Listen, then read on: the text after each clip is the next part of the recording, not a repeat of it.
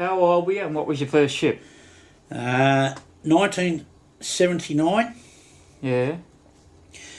And the first ship was it the Able Tasman? Yeah.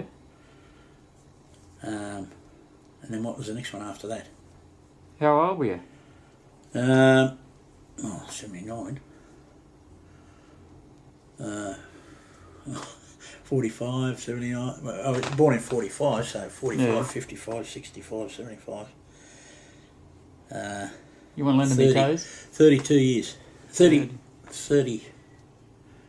years. But that was in the Merchant Navy. What was your first fucking job in the Navy? Went to sea in the Navy in 1963. Yeah. Got out of the Royal Australian Navy Yeah. in 1969. Went back to Boilermaker Weldon, worked on the Westgate Bridge, Mm. and then a lot of my mates that were in the Navy were joining the Merchant Navy, so they said to me, join the Merchant Navy. You weren't on the Westgate when she went down, were you? Yeah. That ad that they put on about bloody when the Westgate went down and something about there's a lot of my mates buried under there. The bastard came down. Tell you what, that voice sounds awfully like you. No, it wasn't me. Yeah. I don't think. Yeah. I've had interviews, but I don't. No, it's, Yeah. when I've heard it the other day, I said, that's fucking Rain Man, that. Yeah. Yeah. So your first ship was the Able Tasman. She was a Paso, wasn't she? Yep. Yeah. Then after that was the Cape Hawk, Oh, yeah. Yeah. the phosphate ship. Phosphate ship. Yeah. How many was in the crew, can you remember, on the Able? Oh. Probably about, because you had stewards and all, I'd say there'd have to be about 80. Yeah. Because I was down the engine room, I can't remember much of that. Yeah, we won't hold that against you being a fucking dirtbird. Yeah. I went to dizzy heights. What made you choose going to sea as a career? I just like the sea. Yeah. My grandfather was a merchant seaman and in the Royal Australian Navy. Oh, yeah. And I don't know, it was just in my blood, I think. Yeah. Yeah, that's all right, yeah. When you first went to sea in the Merchant Navy, what were the conditions like your wages, your hours of work, leave, and that, and then in comparison to what it was like in the Royal Australian Navy? Well, in the Royal Australian Navy, you only got leave when the ship was in port. Sometimes you might be on the ship for 6 months before you got leave. I don't mean, you still got leave in port, but that was only overnight leave or something. But you generally got about, I think it was about 8 weeks a year, right? That's when they paid you to come back to Melbourne or wherever your home port was. I was down the engine room, got my AWC, which is Auxiliary Watchkeeping Certificate, and got out in '69. Went and worked on the Westgate Bridge, and after the Westgate Bridge, I went into construction for a while, and then went down and tried to join the Merchant Navy. It must have been about 6 months. I kept going to the pickup, and nothing come up. And then one day, what was his name? Roger Wilson rang me up and said, "Look, we've got a job for a greaser on the Able Tasman. Would you like to?" I think it was the Able Tasman. Would you like to go down? So I went down there. I done 2 full swings on that. Then went back on the roster and picked up the Cape Hawk. Christmas Island or Nauru? Both. Yeah. I was on it for 5 years. The Cape Hawk. It was a hot, dirty ship, but what made it was the crew. We had the Victorian crew, Dougie Horn, Dougie, yeah. there, Homeboat. Smith? No. He was a Welsh bloke. Not Welsh. He was a Geordie. No. What was he? Homeboat Robertson. Yeah. He was the bosun, and there was one bloke there who was never to be a bosun again, and Dougie Horn. It was his last trip before we were retiring, so Dougie made him bosun. Dougie Horn stood down. His name was Homeboat too, but he had a blue with the Union or something. That's why he was never to go bosun again. And they made him a bosun just before he retired. Met a lot of good friends on the Cape Hawke. Then from the Cape Hawke, where did I go? I think from the Cape Hawke I went on I went on other ships, but I can't remember. Yeah, no, I'm not too worried about them. And then I went on. I picked up the Spirit of Tassie. Went over there, over to Singapore, and picked that up. I went and picked up the Osco Star. Had some. Yeah, the Osco. I've heard of that ship before somewhere. Yeah, you were the bosun, I remember. You tried to good sack bloke. me many times. Must have been a good bloke then. Yeah. Yeah. Well, we'll get onto that Osco in a minute, but because that there can take up the bloody whole thing in itself. When you first started in the Navy, and that your hours of work, what were they? You do 8 hours. Mm. If you're a day shift, you do 8 hours, but you get your smokos, half an hour for morning smoker, half an hour for afternoon smoko, lunch. So in actual fact, you'd probably work about 6 hours if you. Yeah. You know. And what were the wages like there? Not that they were, because I wasn't married. They were all right for me, but they weren't that hot. Now, when you come into the Merchant Navy, what were your hours like? When on the Cape Hawke, there was breakdowns all the time. So sometimes you'd be working 16 hours a day. Sometimes you'd be working less. But it was generally about 8 hours a day, roughly, or say 7 hours a day.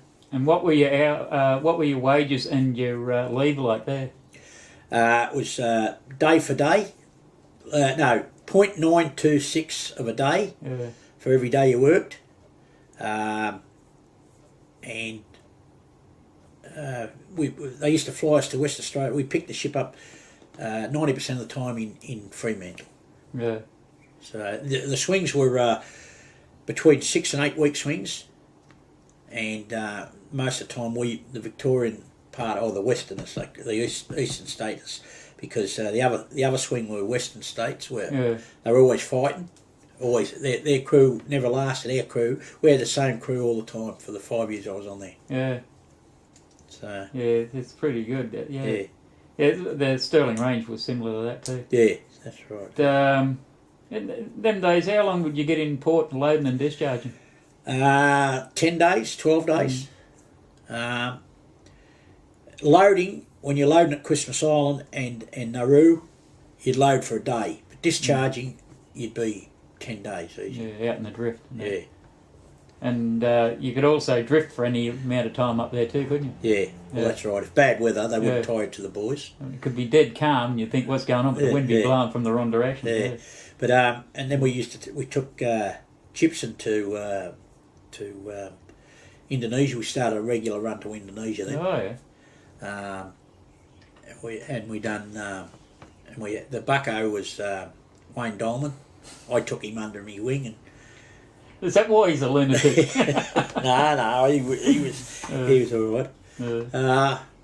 And they painted the bar out up in Singapore, in Indonesia, Tanjung Priok. Yeah. It used to be a pommy bar, but we changed it to A&L colours and put all our names up on the board there. Because they were originally British phosphate ships, weren't they? Yes. Well, I joined it when she first came Australian. Yeah. You know, they paid everyone off, and they went the first swing back for Australian for A&L was when I joined it. Oh yeah, right. Yeah. Because I believe that they still kept the British phosphate way of feeding you and everything like that from the tri-boats when they were British phosphate ships. Yeah, but when we first went, we had hassles with the food. Then probably about 2 swings later, it changed to we were getting proper food. Yeah. Paul Moore was our chief cook. Yeah. I think he's dead now. Yeah, right. And the other cook was Little Ginger, little Dutchman. He used to go to you'd be eating your meal and he'd go, he had a slug on him as long as a thing, and he'd go, do you fancy anything? While we're on the food, what was it like compared to the Navy?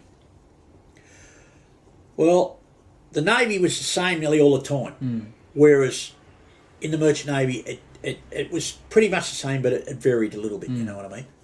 They had different cooking and different things. Yeah. But, we actually had. He was a la carte chef. He was in the Air Force, Paul Moore, and he joined the Merchant Navy as a cook, and he was a pretty good cook. But we all started drinking 4 bells, and I think that was the end of us all. We called it the 4 Bells Club. Yeah. What were your duties in that? And as you sort of progressed, how did they change? For the first 3 years, I was just a greaser.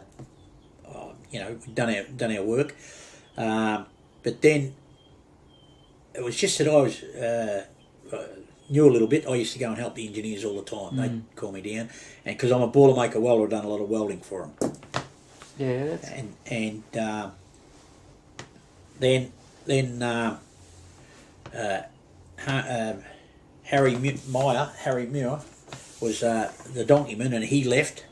Then because in those days it was longest on the ship went up, and I became the donkeyman then. And donkeyman was like the down below bosun. Yes. Yeah. And the reason we left the ship because we took it and beached her. Yeah. They sold her as scrap. The breakers where in? Yeah, Taiwan. Oh yeah, what Kaohsiung? Yeah.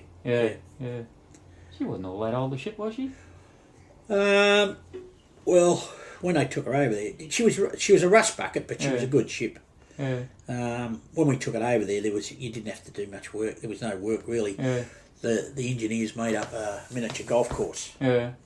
And we used to play miniature golf, and you'd win a bottle of spirits or something for the prizes. Yeah. Yeah. I was working on it, and we're in Singapore, and we're taking her. That's when I busted my gut open. We're taking turbo out, and we took it out and we're putting it back in. And the young engineer come down, and it was about probably 6 o'clock at night, and a big engineer called Julian Besser was there. Anyway, we're sliding it in, and I was underneath just guiding it in properly, and the engineer pressed the button, come down fast instead of slow, and it nearly squashed me. Yeah. Anyway, Julian lifted it up, but my guts just blew open. Flew me home. Yeah. They operated on me. Yeah, right. Busted a bit lining on your stomach, Yeah. So. Was there much of a difference between the Merchant Navy and the Navy in your duties and that? Well, because I had my auxiliary watchkeeping certificate, I used to go down and look after machinery by myself. In the Merchant Navy, the engineers wouldn't let you. They'd say, "Oh, go and do this and do that," and they'd tell you what to do. You had your gear turn. On the Cape Hawk, it was a dirty ship down the engine room because it's always leaking. Yeah. And the rocket covers, you had to go and drain the oil out every few hours, But as I said, it was a hot ship, good crew. Yeah. That's what kept it. Yeah. The employer, what did they A&L supply? No. What did they supply in the way? Any of the merchant ones supply in the way of linen, safety gear, tools, wet weather gear? Yeah, boots. Used to get boots, wet weather gear, gum boots, wet weather gear, overalls. Yeah. Got every 6 months, I think, you got a pair of overalls. Yeah. But you got 2 to start off with. Yeah. Then overalls. You used to have to go. You'd go and buy them. Yeah. And they'd give you back the money. Yeah. Yeah. Right. Yeah. Johnny's. Remember Johnny's down in the city where you used to go and buy your gear? Solomon Brothers. Yeah. Johnny Solomon, Yeah. What sort of different type of ships have you been on? I've been on tankers. I've been on rig tenders. I've been on the rigs. Tugs. Just about it. Most of the ships I've been on. Yeah. Most ships I was on was tankers and passenger ships. I've been on passenger. But most of the ships I've been on were bulkies or container ships. Some nasty bastard might say that you were a passenger on some of the ships you're on. I mean, a baby ship yellow one that I comes, I could say that, but I wouldn't. Not about you, Rain Man. Well, I always was. What can I say? I've always done my job. In actual fact, I covered for a lot of people while I was in there because a lot of people just like to get in the bar and drink all the time. Yeah. Couldn't get you out of there with a fucking crowbar, you prick. Some of the characters you've met over the years. Yeah, I've met a few. One jumps to mind. He should have been up here today. He jumps to mind right off. Roy Hopkins. Him and I, we're very good mates, but we used to argue, and people used to say, how they get away with it? Because I could never be right in Roy's eyes, and he could never be right in my eyes. So it didn't matter. He was a bosun, and we're on the Green Frog. We used to go to Tassie. Sea Road Mersey. No. It ended up going up the Fiji and that, but we used to do the run to Tassie, down near the Nut, Stanley, and Roy used to say to me, because all the cattle, down in the bilge, under the Roger Roger? No. Anyway, he used to say, "Oh, no one else would do it because you'd spew and everything." Yeah. I used to get out and open it, clean these filter drains out with all the straw and cow shit, piss, and he'd give me an afternoon off, but he'd get he'd be off all day while I was doing this big thing. But we become good mates. So. There was also another couple of blokes we were just talking about a while ago too. Oh, there was when I was on the Osco Star, there was Paul Dolan. He got pissed one day and one night, and he was told to go to bed.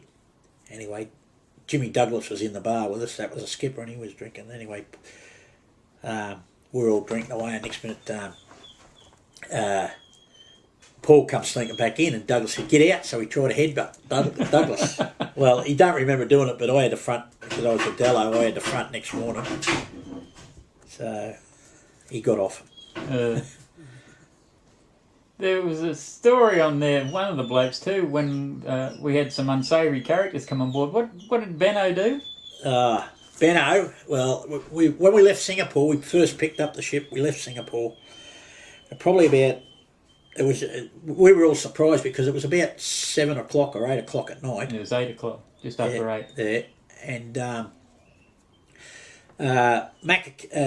Benno come down. We had the non-smoking video room, TV video room, and we'd been up to Malaysia and we'd got all these bloody pirate videos, and we're watching them, we're drinking beer, and Benno come down, he said, the pirates are on board. We said, piss off, Benno, we don't know what you're talking about. Anyway, he come back, and he was only a kid and he was nearly crying. So he said, so we've all run out, we've all got out and tried to go our ways. Anyway, Benno raced into his cabin, locked his cabin door, raced into the Brasco, locked the Brasco door and sat on the Brasco.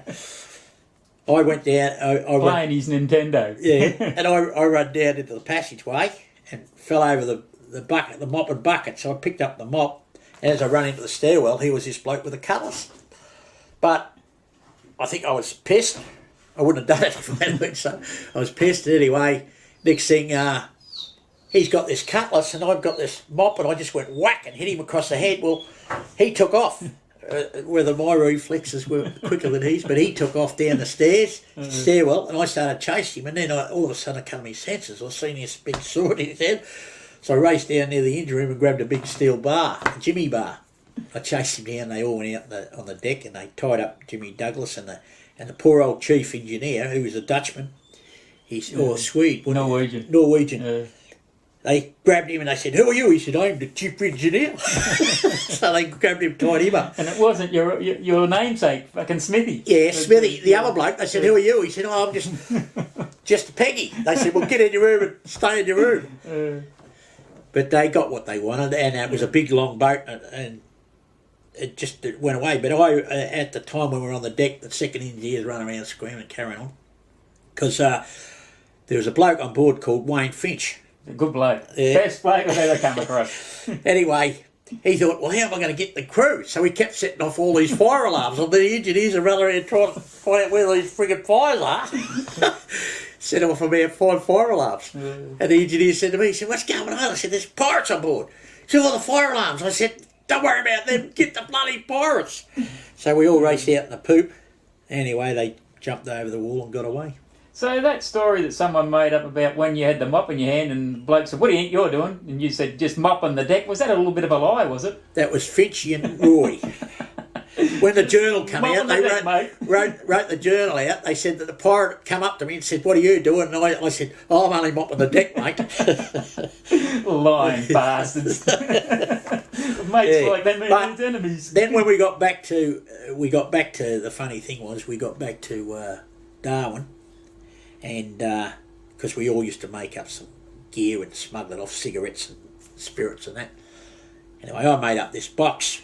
And of course, the night before I got on the piss with Roy and Finchy, the non-alcoholic now. Anyway, what happened was, I'm down the engine room because we were breaking down on the way out. I just couldn't. Yeah. Anyway, I was down the engine room working on, bloody sweating away. Next minute, the Peggy, who was a Peggy? The bloke from South Australia. Not a bad bloke. Oh, I forget now. Yeah, anyway, he Camel. Camel. Camel. Yeah. No, it wasn't Camel, the other bloke. Camel was his mate. Anyway, he said to me, they come down and they got me, you want it up in the bloody thing. Because instead of hiding the box, I said to the chief steward, I said, get us a box, I want to put some stuff in it. And he wrote Ray Smith on it. So it was in me drawer, in me wardrobe, when the customs went through me thing and they found this box with all these bloody goodies in it. Anyway, so they were going to charge, but they got the chief customs officer. He come down. I said to him, "Oh, we got hit by pirates for doing this. Fucking hell, our Australian mates are giving us the arse now." And he said to me, "Why didn't you write it down?" I said, "Well, look at the squares; they're all filled up." I said, "I couldn't fit." The only thing I could think of, I said, "Well, I couldn't. I was going to do it when we got to Geelong because I'm paying off in Geelong because I couldn't fit it in." So he gave me one little square, and he said, "If you can do that," I just scribble, and he said, "All right." Back to work.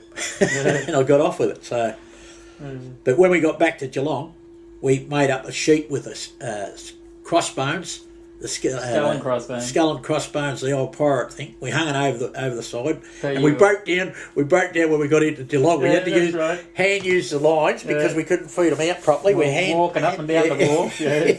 Hand feed the lines out. Anyway, when they come down, and they asked Benno. And Benno said, he said, yeah, I went and hid. He didn't say hid on the breastbone though. He said, I went and hid because I got a son. I have to see my son. But a lot of good times, a lot of hard times. Now, there was another bloke too, wasn't there, when we first picked her up in Singapore who had long hair and a beard? Do you remember the story about him? Daryl, yeah. Sheeny. Oh. Remember he picked up this Sheila and he short-sheeted her. Yeah. So the boys bloody G'd. He didn't pay her. Yeah. That's right, yeah. He picked her up and he didn't pay her. But, yeah. We're all sitting in the bloody mess room the next morning having a bit of a bloody smoke on that, and we thought, who's this bloke here? Yeah. Who's this bloke? Because the boys had all bloody G'd the bloody local blokes up in the hotel, he moved house during the night, got a different room, he did this and did that. And he was sitting there and bloody, this bloke walked in and I think I said to you or Roy or someone like, who's that bloke sitting across there? And he said, fuck the one, who is he? Fuck the one, The only trouble... He'd shaved his hair off and his beard off. the only trouble we had on that was with Jackie. That was lady, Yeah, we had a girl, the first girl actually to come as a crew, not as a stewardess or anything. And she come on, she got favoured a bit with her work, but she went into the gym, and because they had nude photos up, she wanted them taken down. So all the boys from South Australia, the young blokes that used the gym, they put her on the coat and wouldn't talk to her. So I tried to keep the harmony on the ship, and anyway, she turned out to be someone that we didn't really need. You know, one of them, or some of them same photos that they had, some of them posters and that they had up on the bulkhead and that, when I got hurt and I went to the gym they sent me to the gym in Cranbourne, the exact one was up there, and I said to the Sheila behind the jump, I said, "You have any problems with that?" And she said, "No, why?" And I told her, she said, "You're joking." I said, "Yeah, she made him take him down, yeah." But no, it was bloody, it was ridiculous, wasn't it? But remember when the Pirates come on board and bloody Sandra, the second mate? They pushed her back in the room and they said, "No, don't want girls around, you want money." Sandra, that's Sandra. Right, she was no one wanted to go on the watch with her, the 12 to 4. So I said, I'll go on. By this time I'm an IR, and I said, I'll do the 12 to 4. And the boys didn't realise she used to cook up a real decent little Chinese meal every night. It was fucking funny. But it was funny because there was a few boys trying to chat her up. Sandra. But, you know, as I said, you could go on and on about who was through the Osco and what was happened there, because it was never a dull moment on that Well, trip. we went to pick up the Osco, if you remember. We went to pick up the Osco and we're supposed to be there for a week. We were there for 7 weeks because they wouldn't let us work on it. It was just that everything just kept going back and back and back. Well, it turned me into a drunk. Must have Roy and I. And we went to one. We used to go to this bar, and this Yankee Sheila come in, and I was talking to her. Anyway, I chatted her up. So we used to buy the grog and take it back to our rooms and have a drink. Anyway, I said to her, she said, "I'll take you out for tea the next night." And I said, "Oh yeah, no worries." So Roy said to me, we got back, and we used to go down and just look at the ship. You couldn't do any work, and we got back, and I'm there, and I said, "Where's the Sheila, Roy?" Roy said to me during the day, he said, "Oh, you go down and get the grog from the supermarket." So I went and got the grog. She'd come in, and Roy said to her, "Oh, he's got 7 kids. He belts his wife." He said, "I wasn't going to lose me drinking, buddy."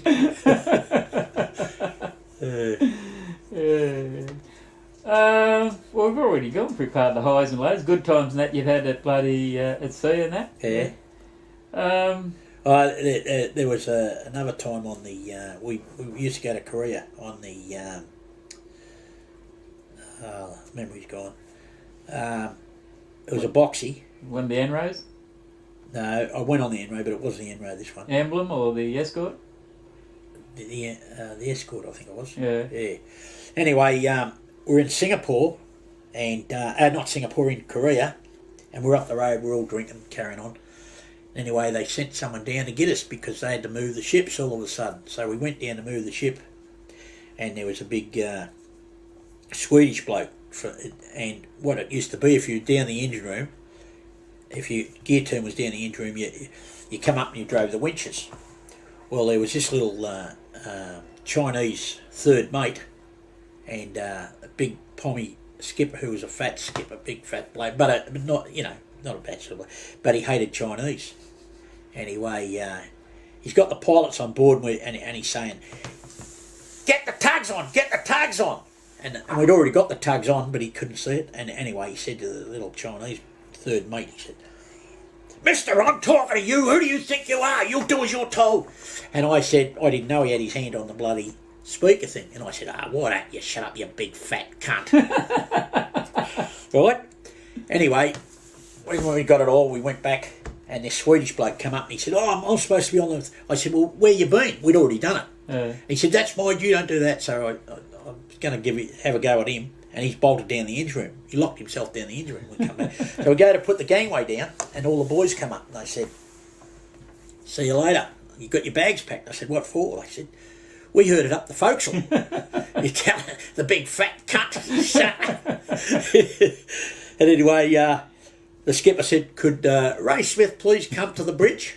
So Tor was the bosun, and he come Tor with Rimstead. Yeah, Tor Rimstead. He come with me, and a few others got up there. We went up there, and the skipper said to me, he said, "Listen, Ray," he said, you're not a bad little worker, but could you please be discreet next time when we've got the pilots on board?"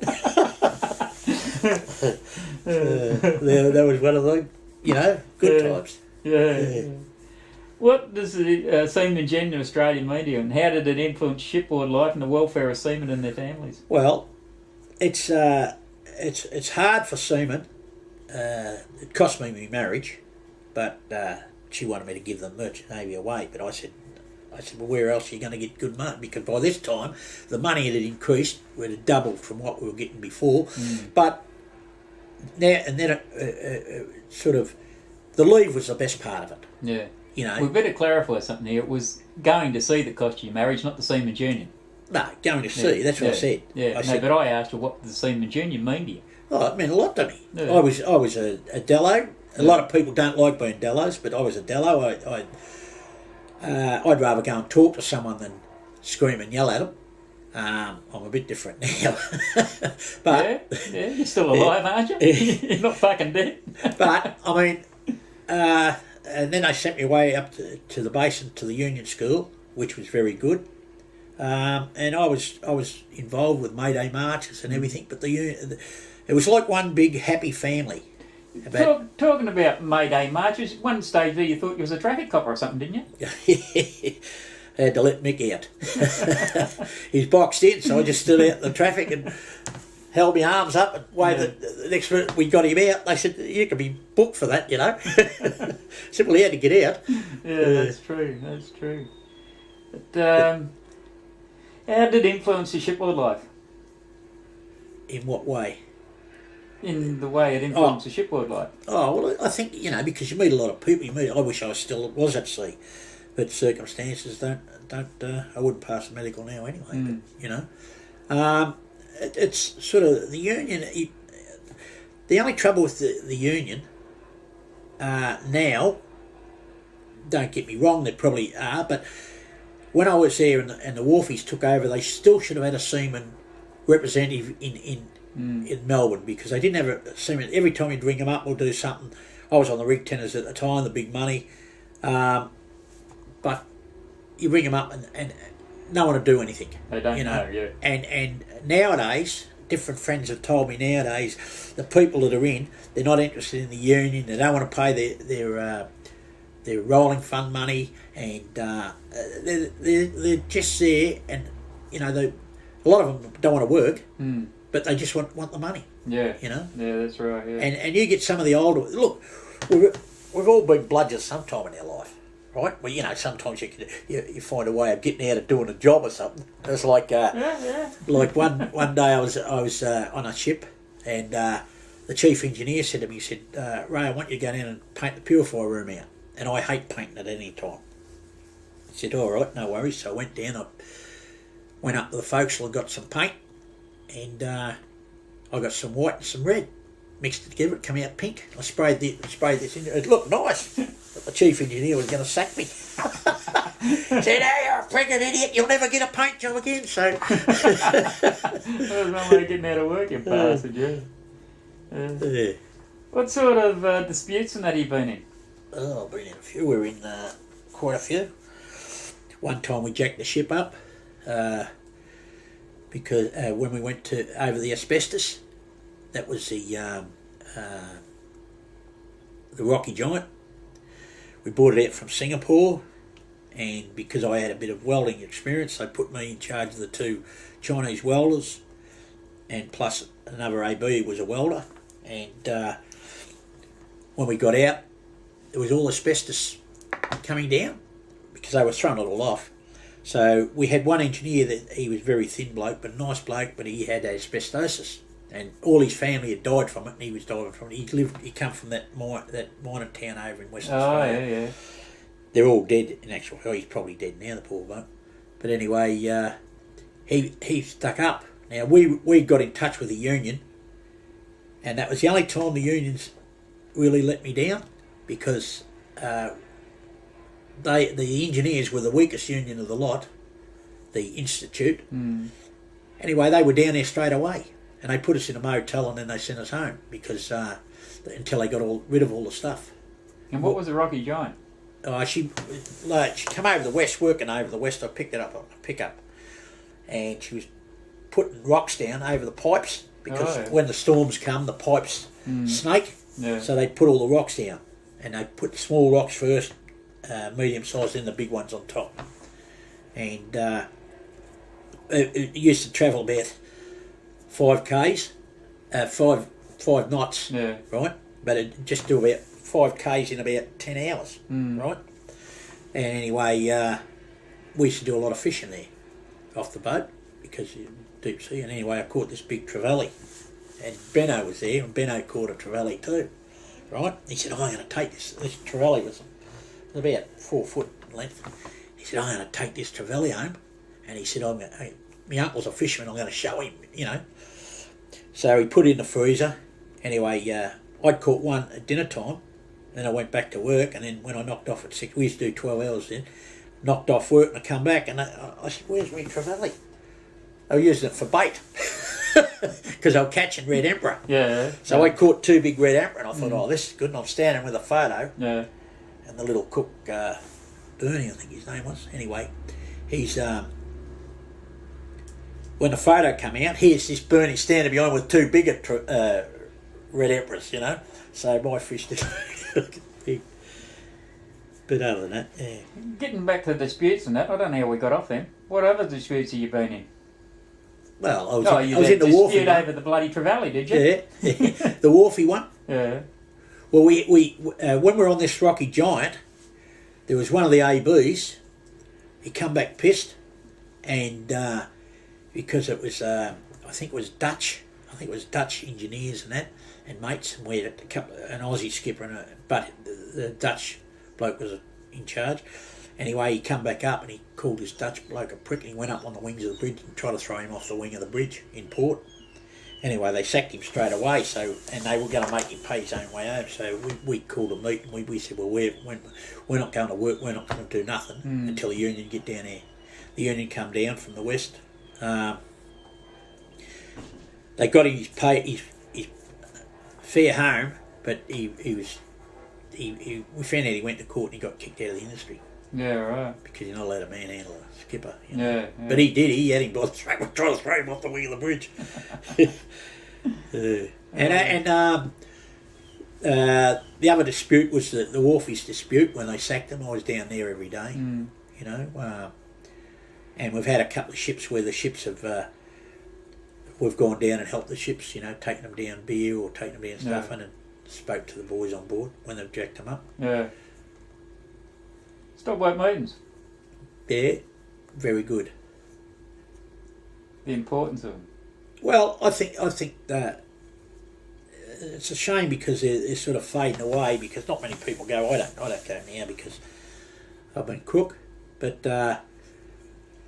it's sort of you know, I don't know why, but there just doesn't seem to be many people going nowadays. There's not the same old heads. Yeah, and the same time used to when I used to go, it was the same old faces. And yet you get on board and you always get the people that are whinging, "Oh, well, you know, why don't the union do this for us?" And I'd say, "Well, go to the union meetings and and tell them. Get up and speak. Don't be frightened to speak. They're not going to eat you." No, that's right. Yeah. I think I go to the old timers do. I've been probably in the last 3 years. I've probably been 2 stop work meetings, you know, or might be 3.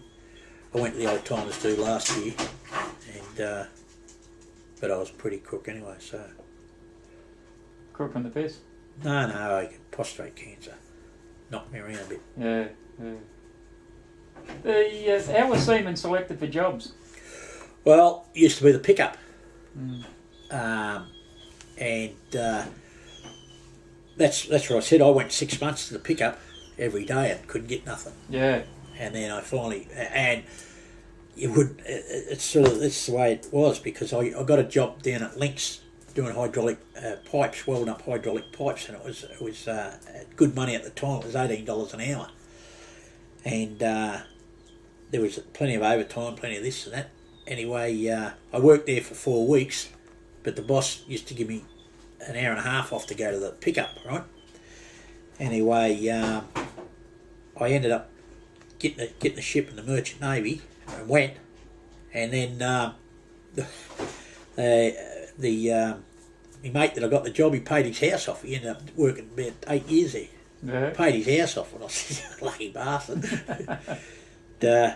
When I first went, old Jack was the medical doctor. Jack Atkinson. Dr. Yep. Jack, he's dead. Yeah, is he? Yeah, he died only a couple of months ago. Oh shit! I used to take him a bottle of Chivas Regal, you know. Yeah, Dr. But, Jack, good old bloke. Yeah, I went in there. He was the first one I had to see, so I went in there, and he'd done the tests and everything on me, and he said, "Oh yes." And next minute, I thought I was going crazy because he had his white coat hanging off a peg, you know, a coat peg. Mm. And he turns around and he says, "Oh," I said, "Well, have I passed or what's going on?" And he says to his coat, "Oh, has he passed? Well, what do you think? You think we should let him go to sea?" I thought, oh, Christ, if this is what I've got to go through. But it was just his side of humour, you know, the way he was, Yeah, Dr. Jack. Yeah. Union School. Yes, I went up there. I went up there a couple of times. St George's Basin. Yeah, really enjoyed it. What'd you learn? And I think it teaches, because I used to be a bit of a bull at the gate, you know, scream and yell and carry on. Not you. Never. But sort of, once I went to the Union School and I was Dello, you learn to speak to people. You only become like a little calf at a gate. Yeah. But if you go up there screaming and yelling at the skipper or the mates and that, you get nothing. Yeah. If you go up there and just talk to them, but you got to talk to them union wise. You're not going to bow down to them, but you don't scream and yell. And I thought that the Union School taught me that bit of self control. Yeah, it must have been two funny looking blokes that used to scream and yell at everyone on the Oscar at each other. One was a little Welsh prick. Roy and me. One was a bloke about your size. Yeah, a bit bigger now I am. Yeah. The SRF, mate, the effect it had on you and your family. Well, the SRF, that's the best thing that Seaman could have had. But, well, it helped me pay off. I lost the compo case. I had to pay $87,000 off that. Then because I was getting a pension when I was in the Navy, I was getting a pension from them, and they reckon I shouldn't have been getting it while I was on compo, so I had to pay that back. So back at square one. How did going to sea affect your family life? Going to sea. And you're not allowed to sing My Divorce either. No, it was all right for the first 5 years of marriage, and then well, it was good when I come home because you could go somewhere. This when you'd go when you're on the rigs and that, and you were doing 4 on 1 off or something like that. Most of the blokes, you know, or different jobs where you do 2 on 2 off. I didn't like that. I'd rather do, you know, the long trips didn't worry me. So I was on the mobile flinders. You're away for bloody nearly 6 months a year on that. But yeah, I've had pretty good things. But, what was the question again? So how did going to sea end up affecting your family? Married, life? yeah. Well, as I said, it cost me the breakup. Yeah. Right. The wife said, we're still friends. We're still friends. She cooked me tea every now and then, bring it around. I'd go out with her and her boyfriend. But the thing is that I was enjoying the sea, right? I'd come home, I was enjoying my family, but she just said, "Oh, I want you to give it away." But I still think to this day, if I had to give it away, she still would have left. Yeah. You know? Yeah. I even give up the drink for 12 months. So it just goes to show you do what they want and then they don't, it doesn't matter. They don't want it anyway. Yeah. So once they can change you, they change. So I just do what I want to do now. What was your last ship? The shipper, the Nurse Shipper. Yeah, what year was that? 2000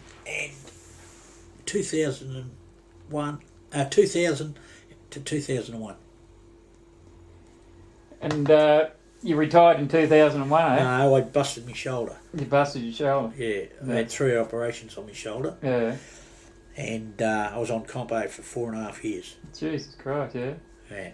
And what type? And the insurance mob were taken over. Yeah.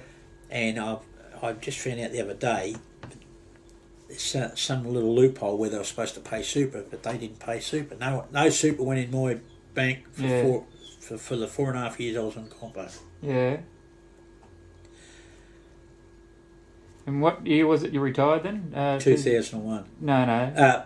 2005 then it would have been, would it? Yeah, that's 2001 was when I had the Combo. compo. 2000 I had the compo. No, 2001 it was, sorry. Yeah. 2001, March 2001. Yeah. And they made me redundant in April Yeah. 2001. And then I retired because I'd had the third operation. I retired 2002. 2002. So you weren't on compo for 4.5 years. Yes, I was. Yeah, was you? Yeah, but I still retired. Oh, I had right, to yeah. give the industry away. Yeah, oh, right, yeah, but you're still on, yeah, right. And so what do you do these days? Very little. Well, that's fucking No. nothing's changed then. No, I'm in the Vietnam Vets Association. I run the merchandise for them, you know, T-shirts, Yeah. hats and things like that. I go to the Anzac Day marches, and I'm going up to Sydney for Yarny's birthday, and we're going up for Anzac Day. Oh, So yeah, we're going to right. march at Penrith this year. So you're not in the Merchant Navy Vets? Yes, I'm a member of that. You remember that too, eh? Yeah. Yeah. I generally, as I said, when I do go to the stockwork meetings and that, I see Johannick and, Yeah. you know, Lou, yeah. Lou, yeah. Yeah. So, And in actual fact, there's a couple of blokes from up here that were in the merchant during the war, yeah. and they go to the Vietnam Vets House, and Oh, yeah. and I've got them to join up. Yeah, right. Yeah. Yeah. Do you know much about the industry today? Oh, just that it's well, it's run by the Wharfies. Well, Melbourne part, is it? Yeah, but that's Sure. right. But Yeah.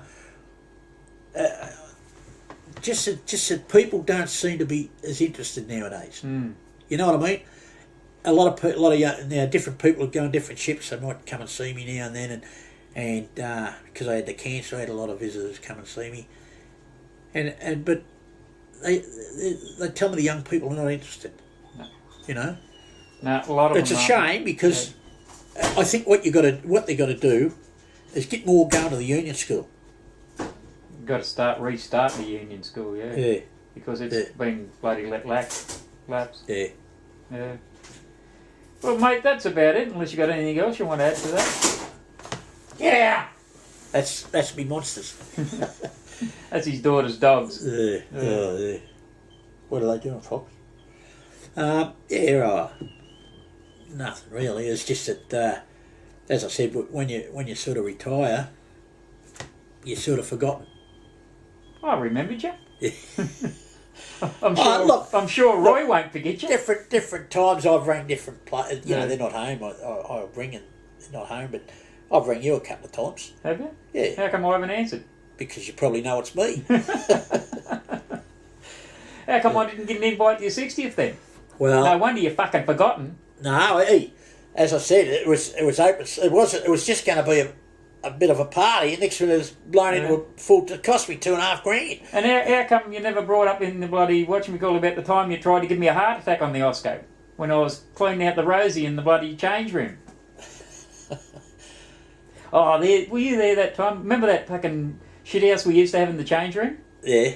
Were you there when that bloody mate came who demanded it to be opened? Because remember we elasticed it up? Yeah. Well, there's another thing from the Osco. Remember when we picked her up and the bloody pipe down below was bloody blocked? Yeah. Remember what happened when someone cut into him? What about the time when we knocked off the crayfish? We knocked off the crayfish. We're going to have them up you the and bar. Roy, you bastard. Oh yeah, and you, and we hit. Remember we hit them, and one of the stewards knocked one off, and the skipper said there's 4 crayfish missing. Oh yeah. And the stupid bloody steward went and put it down, hit it down the engine room. Next morning we went there, we could smell something. Oh, it was off. It was vile. He put it up on top of the truck. Yeah, that bloody stupid mate. It must have been a reliever mate or something like that, and he wanted that bloody. We'd elastic it up for a reason because it come straight off the shithouse tank and it stunk. And I tried convincing him you don't want it opened. No, I want it open. You don't want it open. I want it open. Open it your fucking self. Yeah. She was a funny fucking ship, that wasn't it? Yeah. At least there was one good thing about that. It was never boring. No. Remember when they used to have the parties, you know, the surf parties and the things that they put down the old bags, Hessian bags for the sand, and use the iron board as a surfboard and everything. Yeah. They were good times. I tell you, when I first the first ship I got, they showed me around to the cabins, right? And they said, anyway, they had a bed and a bunk, right? And so this other bloke was there. First time he picked up two cruisers we were. Anyway, I said, stuff this, I'm grabbing the bed. Well, the bloke that was showing, I don't know if it was the bosun or whoever was showing us around, he fucking pissed himself laughing because he said, it's your own cabin, mate. The Navy, where there was about 30 in the bloody mess deck, you know. Yeah, it's the same. I was on the Bogong and I remember some bloke bringing a Navy bloke back and he took one look at we were in the bar. He said, how many sleep in here? Fucking only the drunks.